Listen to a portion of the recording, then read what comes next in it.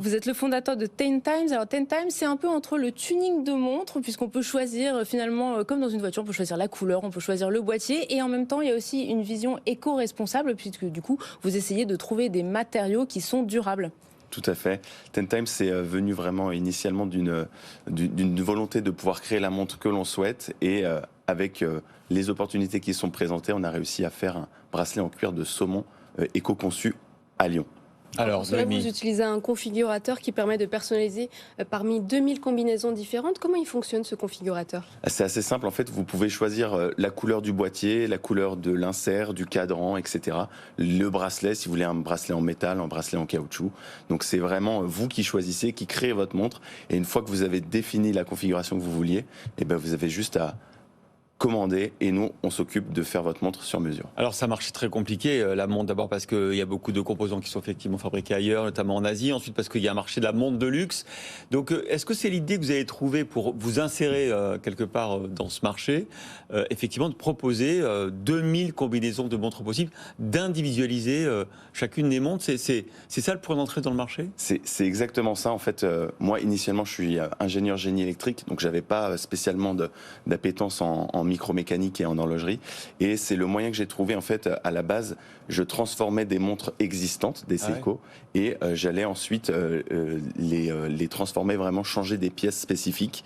Et in fine, je me suis retrouvé à carrément créer mes propres modèles avec des pièces détachées que j'ai vraiment sourcées. Mais c'est ça votre positionnement, du coup, c'est des montres de luxe, mais qui coûtent moins cher que des montres de luxe, en fait, c'est ça l'idée? Ça va plus loin que ça, c'est de les rendre plus accessibles. C'est-à-dire qu'aujourd'hui, il y a des modèles de montres en termes de design qui sont quasiment inaccessibles, même si vous avez les moyens de les acheter. Et donc, du coup, on les retrouve plus sur les poignets.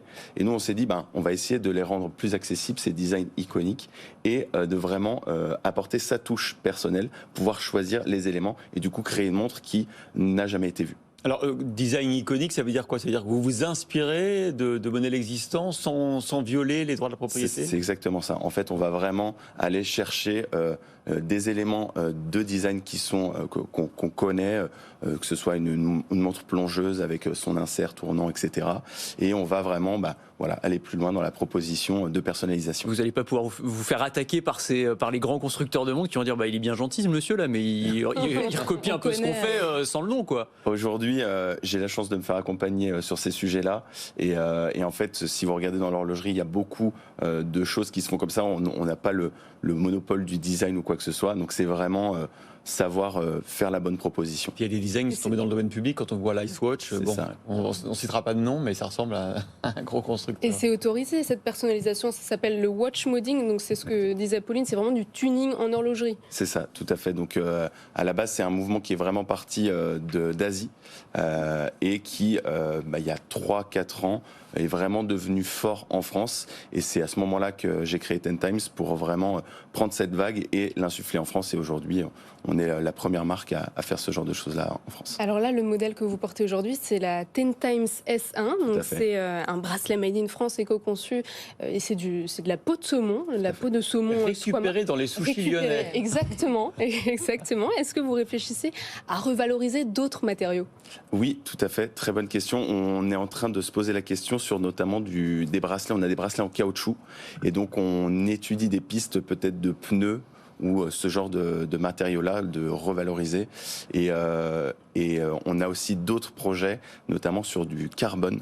Revaloriser du carbone qu'on peut retrouver dans les industries, mais alors ce ne serait pas pour le bracelet, ce serait plus pour le boîtier, mais dans les industries aéronautiques notamment. Alors Baptiste, il est très fort parce qu'il n'y a pas eu de levée de fonds, il est propriétaire à 100% de son entreprise. Et c'est déjà rentable, c'est ça? Oui, pour l'instant, ça se passe assez bien. C'est pas mal, au bout de moins de 2 ans. C'était pas ma première... Il y a un modèle éco, quoi. Ah, c'était pas votre première... C'est pas mon premier coup d'essai. Mais celle-là, c'est peut-être le bon. On verra, l'avenir nous le dira, mais pour l'instant, ça se passe bien. On a donné le prix des montres ou pas par rapport à une montre de luxe? Enfin, c'est quoi le rapport de prix? La spécificité, c'est que sur nos montres, on va vraiment proposer que des composants premium. C'est-à-dire que le boîtier est en acier inoxydable 316. Ouais. On n'est à que des verres saphir. Voilà, c'est vraiment nos caoutchoucs même sont premium. Et donc du coup, on commence à 590 € pour la montre entrée de gamme et on monte jusqu'à 1500 avec notre dernière montre. Et vous pensez que ça peut être moins cher, quoi, en fait. Ouais, Pardon ? Vous êtes 10 fois moins cher à peu près par rapport à des grandes marques de luxe qu'on connaît. Exactement. Et vous pensez que ça peut être un véhicule d'investissement comme les montres de luxe et que ça va prendre de la valeur d'ici quelques années ? Aujourd'hui, le concept de 10 times, ça veut dire 10 fois et 10 fois plus accessible. Donc aujourd'hui, c'est pas forcément l'objectif. Maintenant, on verra où l'avenir nous mènera. En tout cas, vous pourrez rester quelques minutes dans le couloir de BFM Business parce que vous cherchez des nouveaux matériaux biosourcés.